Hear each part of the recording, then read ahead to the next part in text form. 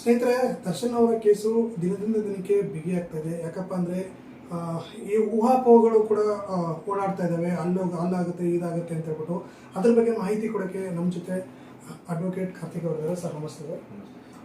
ಏನಂದರೆ ಸರ್, ಈಗ ದರ್ಶನ್ ಅವ್ರ ಕೇಸ್ ಏನಿತ್ತು, ಕೆಲವೊಂದು ಊಹಾಪೋಹಗಳು ಓಡಾಡ್ತದೆ. ಅದ್ರ ಬಗ್ಗೆ ನಮಗೊಂದು ಕ್ಲಾರಿಟಿ ಬೇಕಾಗಿತ್ತು. ಅಂದರೆ ದರ್ಶನ್ ಅವರು ಬಳ್ಳಾರಿ ಜೈಲಿಗೆ ಹೋಗ್ತಾರೆ ಅಂತ ಹೇಳ್ಬಿಟ್ಟು ಒಂದು ಸೋಷಿಯಲ್ ಮೀಡಿಯಾ ಇರೋದು ಎಲ್ಲ ಕಡೆ ಬರ್ತಾ ಇದೆ.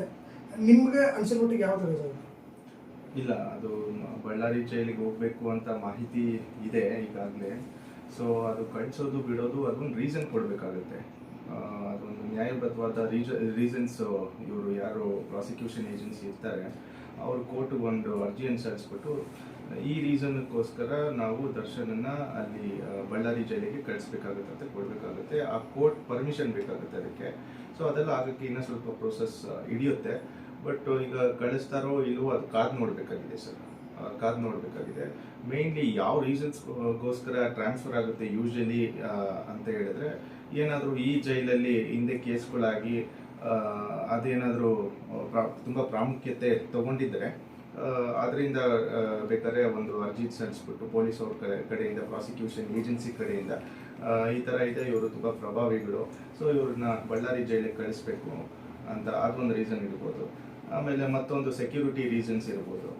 ಸೊ ಇನ್ನು ಮೆಡಿಕಲ್ ರೀಸನ್ಸು. ಸೊ ಇವೆಲ್ಲ ಒಂದು ಕಾರಣಗಳಾಗಿ ಇಟ್ಕೊಂಡು ಒಂದು ಅರ್ಜಿನ ಸಲ್ಲಿಸ್ಬಿಟ್ಟು ಅವರು ಆ ಅರ್ಜಿ ಆರ್ಡರ್ ಏನಿದೆ, ಕೋರ್ಟ್ ಆರ್ಡರು, ಆ ಆರ್ಡರ್ ಪ್ರಕಾರವಾಗಿ ನಡ್ಕೊಬೇಕಾಗುತ್ತೆ. ಅದು ಅಕ್ಸೆಪ್ಟು ಆಗ್ಬೋದು, ರಿಜೆಕ್ಟು ಆಗ್ಬೋದು. ಯಾಕಂದರೆ ಈಗ ಟ್ರಯಲ್ ಸ್ಟೇಜ್ ಇರೋದ್ರಿಂದ ಇನ್ನು ಹಿಯರ್ ಬಿಫೋರ್ ಚಾರ್ಜ್ ಈ ಕೇಸಲ್ಲಿ ಆಗಿಲ್ಲ.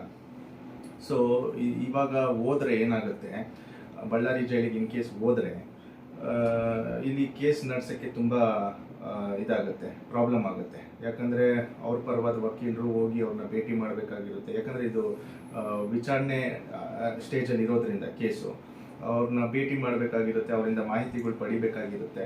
ಸೊ ಆದ್ದರಿಂದ ಅವರು ಇಲ್ಲಿದ್ದರೆ ಟ್ರಯಲ್ಗೆ ಮತ್ತು ಕೇಸ್ಗೆ ಅನುಕೂಲ ಆಗಿರುತ್ತೆ. ಅಲ್ಲಿ ಹೋದರೆ ಅದು ವಕೀಲರು, ಅವ್ರ ಪರವಾದ ವಕೀಲರಿಗೂ ಕಷ್ಟ ಆಗುತ್ತೆ. ಇಲ್ಲಿಂದ ಬೆಂಗಳೂರಿಂದ ಬಳ್ಳಾರಿ ಜೈಲಿಗೆ ಹೋಗೋದು, ಮತ್ತು ಮಾಹಿತಿಗಳನ್ನ ಪಡ್ಕೊಂಡು ತಿರ್ಗಾ ಬರೋದು, ತಿರ್ಗಾ ಕೋರ್ಟ್ಗಳಲ್ಲಿ ವಾದ ಮಾಡೋದು.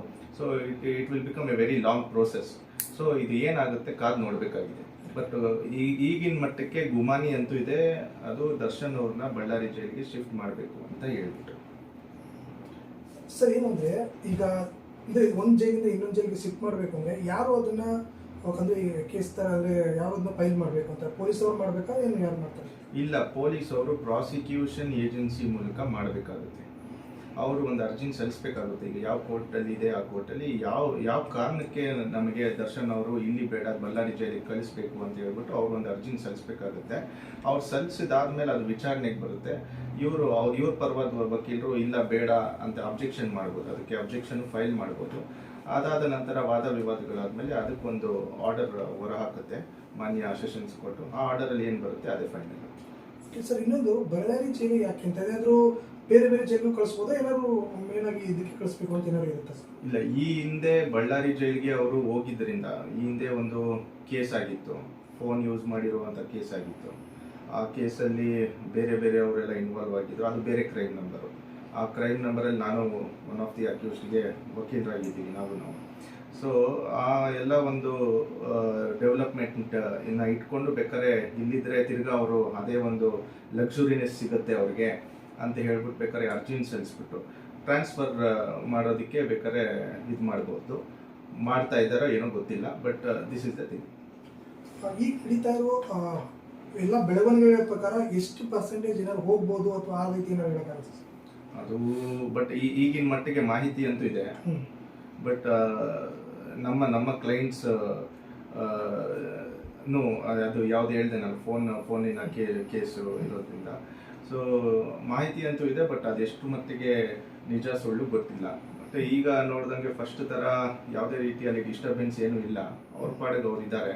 ಮತ್ತು ವಕೀಲರಿಗೆ ಈಗ ಟ್ರಯಲ್ ಸ್ಟೇಜ್ ಇರೋದ್ರಿಂದ ಭಾರಿ ಕಷ್ಟ ಆಗುತ್ತೆ ಇಲ್ಲಿಂದ ಅಲ್ಲಿಗೆ ಹೋಗಿ ಅವ್ರನ್ನ ಭೇಟಿ ಮಾಡಿ ವಿಚಾರಗಳನ್ನು ತಿಳ್ಕೊಳ್ಳೋದಕ್ಕೆ.